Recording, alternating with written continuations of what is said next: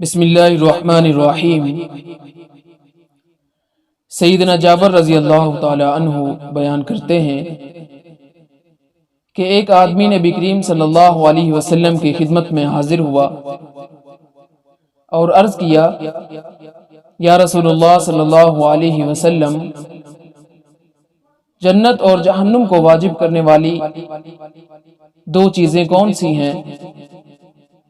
تو آپ صلی اللہ علیہ وسلم نے ارشاد فرمایا، جس شخص کو اس حالت میں موت آئے کہ وہ اللہ کے ساتھ کسی کو شریک نہ ٹھہراتا ہو تو وہ جنت میں داخل ہوگا، اور جو اللہ کے ساتھ کسی کو شریک ٹھہراتے ہوئے مر گیا وہ جہنم میں جائے گا۔